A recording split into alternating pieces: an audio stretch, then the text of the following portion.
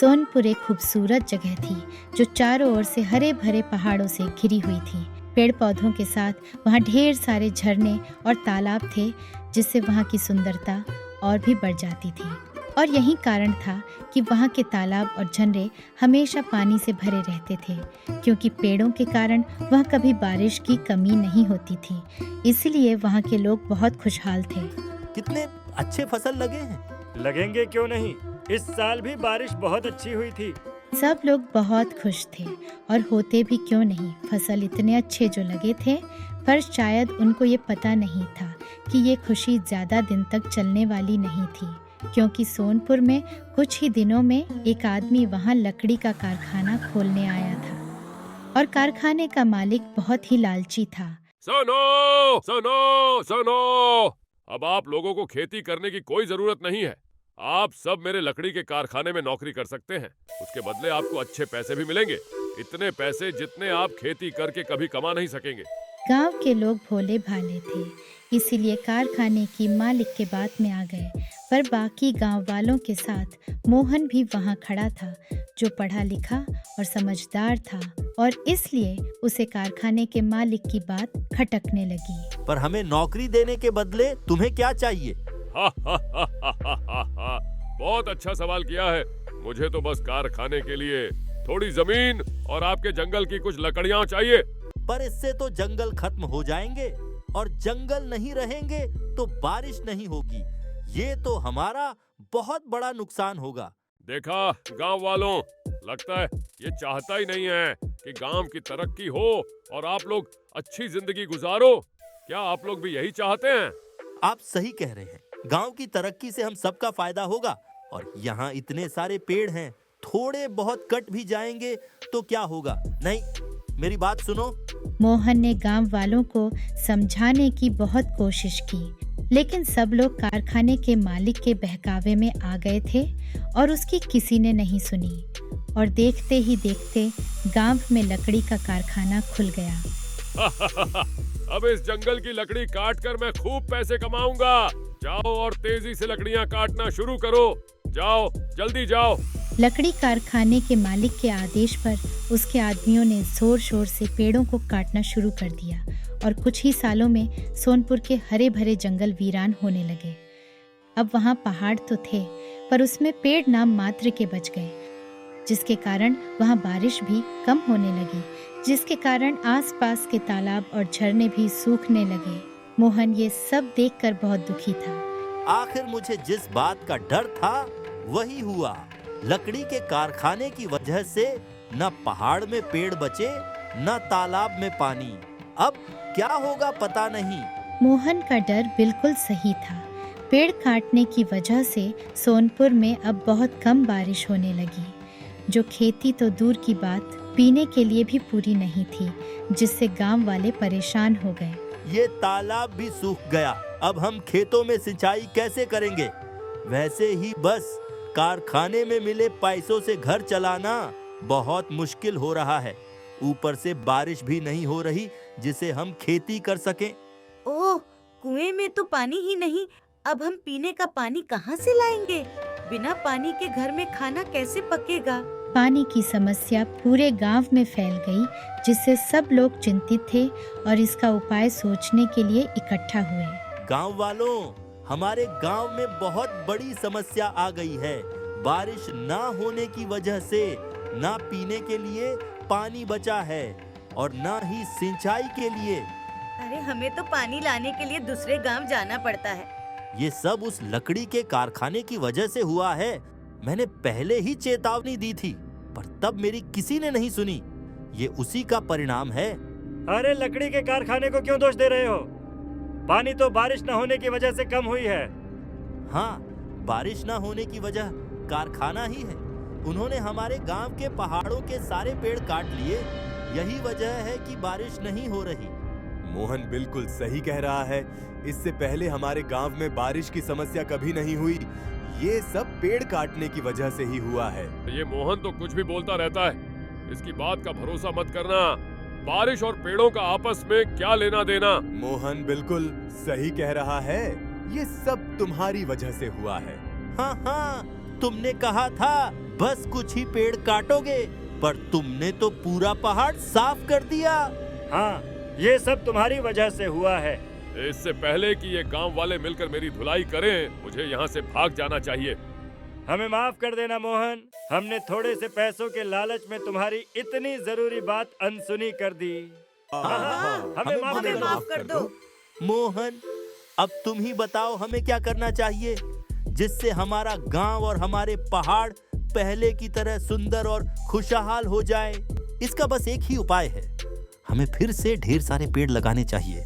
हम पेड़ लगा तो लेंगे, पर उन्हें बड़े होने में तो काफी समय लगेगा। तब तक हम क्या करेंगे? तब तक हमें जितनी भी बारिश हो उसका पानी ज्यादा से ज्यादा जमा करना चाहिए, जिससे हमारे पानी की समस्या थोड़ी कम हो जाए। सही कहा मोहन, हम ऐसा ही करेंगे। मोहन की बात अब गांव वालों को समझ में आ गई थी, इसलिए उन्हें गांव के पहाड़ों में और आसपास ढेर सारे पेड़ लगाए और बारिश का पानी जमा करने का उपाय भी किया। अगर हम मोहन की बात पहले ही मान लेते तो ये सब कभी नहीं होता। बिल्कुल सही कहा। कोई बात नहीं, सीखने का कोई समय नहीं होता। वो कहते हैं ना, जब जागो तभी सवेरा। और देखते ही देखते कुछ ही सालों में सोनपुर के पहाड़ फिर से हरे भरे हो गए और पहले की तरह वहाँ भारी मात्रा में बारिश होने लगी, जिससे वहाँ के तालाब और झरने फिर से पानी से भर गए और वहाँ के लोगों की समस्या हमेशा के लिए खत्म हो गई और उनको पेड़ों का महत्व भी समझ में आ गया। कितना सुंदर लग रहे हैं ये पहाड़। हाँ, अब हम किसी भी हालत में ये पेड़ नहीं काटने देंगे, क्योंकि हमें समझ में आ गया है कि हमारी जिंदगी में पेड़ कितने महत्वपूर्ण होते हैं। मिंटू को फुटबॉल खेलने का बड़ा शौक था। खेलते वक्त वो उसमें इतना खो जाता था कि वो उस समय सब कुछ भूल जाता था। वाओ मिंटू, तुम तो फुटबॉल खेलने में एक्सपर्ट हो। वो तो मैं हूँ, अभी दिखाता हूँ। ये क्या किया मिंटू? अब जल्दी से फुटबॉल लेकर आओ। हाँ, जाता हूँ। मिंटू जैसे ही फुटबॉल लेने बाहर गया, उसकी नजर एक आदमी पर पड़ी जो रोड के किनारे एक बोर्ड में एक पोस्टर चिपका रहा था। गणतंत्र दिवस 26 जनवरी। ओह नो, मैं तो भूल ही गया। कल गणतंत्र दिवस है और मुझे तो कल स्कूल में भाषण देना है और मैंने कोई तैयारी भी नहीं की। जैसे ही मिंटू को ये बात याद आई, वो दौड़ता हुआ घर की तरफ भागा। क्या हुआ मिंटू? भाग क्यों रहे हो? अभी खेल खत्म नहीं हुआ। मुझे अब नहीं खेलना, तैयारी करनी है। तुम खेलो। मिंटू भागते हुए अपने घर गया और बिना कोई देरी किए कॉपी और पेन लेकर गणतंत्र दिवस की स्पीच लिखने बैठ गया।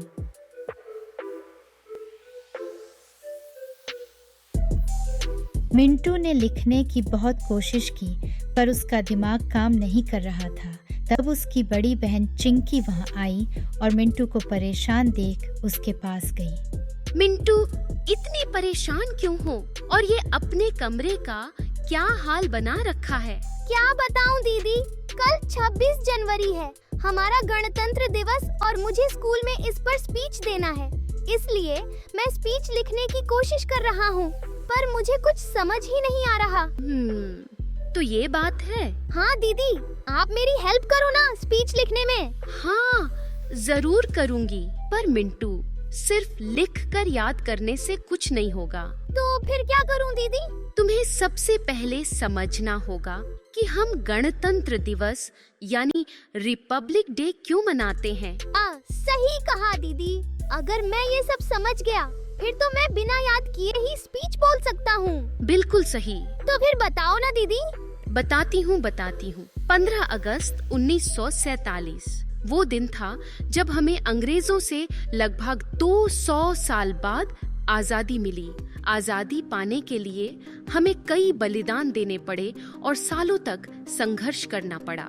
संघर्ष किसने किए दीदी? बहुत सारे लोगों ने, जिन्होंने भारत के स्वतंत्र संग्राम में हिस्सा लिया, जैसे मंगल पांडे, रानी लक्ष्मीबाई, महात्मा गांधी, भगत सिंह, चंद्रशेखर आजाद, राम प्रसाद बिस्मिल, बाल गंगाधर तिलक, सरदार वल्लभ भाई पटेल और जाने कितने लोगों ने अंग्रेजों के खिलाफ आवाज उठाई और बलिदान दिए। तब जाकर हमें आजादी मिली। इसलिए हम हर 15 अगस्त को भारत में स्वतंत्रता दिवस मनाते हैं। दीदी, ये सब तो मुझे पता ही नहीं था, पर मुझे तो गणतंत्र दिवस पर भाषण देनी है। फिर आप मुझे स्वतंत्रता दिवस के बारे में क्यों बता रही हो? गुड क्वेश्चन मिंटू, क्योंकि गणतंत्र दिवस के बारे में जानने से पहले हमें स्वतंत्रता दिवस के बारे में जानना बहुत जरूरी है, क्योंकि अगर हमें स्वतंत्रता नहीं मिलती तो हम गणतंत्र दिवस कैसे मनाते। वाह दीदी, तुम तो बिल्कुल मेरे टीचर की तरह एक एक बात समझाती हो। बड़ा मजा आ रहा है। अब मुझे गणतंत्र दिवस के बारे में बताओ ना। हाँ, बताती हूँ। 15 अगस्त 1947 को अंग्रेजों से आजादी तो हमें मिल गई, पर पूर्ण स्वतंत्रता हमें 26 जनवरी 1950 को मिली, जब देश में हमारा संविधान लागू हुआ। पर दीदी, 26 जनवरी ही क्यों? क्योंकि भारत को आजादी मिलने से पहले 26 जनवरी 1930 को भारत को पूर्ण स्वराज घोषित कर दिया गया था और इस दिन को स्वतंत्रता दिवस के रूप में मनाने की घोषणा की गई थी। इसके बाद 15 अगस्त 1947 से पहले तक हर साल 26 जनवरी को भारत में गणतंत्र दिवस मनाया जाने लगा। देश को आजादी मिलने के बाद 26 जनवरी की स्मृति को बनाए रखने के लिए इस दिन भारतीय संविधान को लागू करने का फैसला किया गया। दीदी, पर ये संविधान बनाया किसने? भारत का संविधान यानी कॉन्स्टिट्यूशन डॉक्टर भीमराव अंबेडकर के लीडरशिप में 2 साल 11 महीने और 18 दिन में बनकर तैयार हुआ। हालांकि संविधान तो हमारा 26 नवंबर 1939 को ही देश के लोगों को सौंप दिया गया था। मान सम्मान के साथ इसे शुद्ध देश में लागू किया गया। समझ गया दीदी। और बताओ ना, गणतंत्र दिवस में और क्या होता है? हर साल 26 जनवरी को पूरे देश में गणतंत्र दिवस को राष्ट्रीय पर्व के रूप में मनाया जाता है। गणतंत्र दिवस की पूर्व संध्या को देश के राष्ट्रपति देश की जनता को अपना संदेश देता है। 26 जनवरी को दिल्ली में परेड ग्राउंड पर राष्ट्रपति तिरंगा फहराते हैं, जिसके बाद राष्ट्रगान गाया जाता है। फिर तोपों की सलामी दी जाती है और परेड में 3 सेना यानी जल, थल और वायु सेना के प्रमुख राष्ट्रपति को सलामी देता है। यही नहीं, इस दिन हमारी सेना द्वारा प्रयोग किए जाने वाले हथियारों का प्रदर्शन किया जाता है। पूरे देश के स्कूल, कॉलेज और हर जगह इस दिन तिरंगा फहराया जाता है, परेड होती है और तरह तरह के कार्यक्रम आयोजित किए जाते हैं। अच्छा, अब समझ आया। इसलिए हमारे स्कूल में भी परेड किया जाता है। बिल्कुल सही मिंटू, इस बार तो मैंने भी परेड में हिस्सा लिया है। वाह दीदी, अब मेरी सारी टेंशन खत्म हो गई है। देखना, मैं इस बार गणतंत्र दिवस में सबसे अच्छी स्पीच दूंगा। ये हुई ना बात।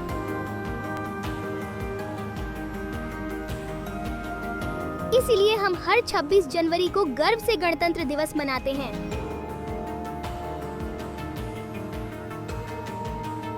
भारत माता की, भारत माता की।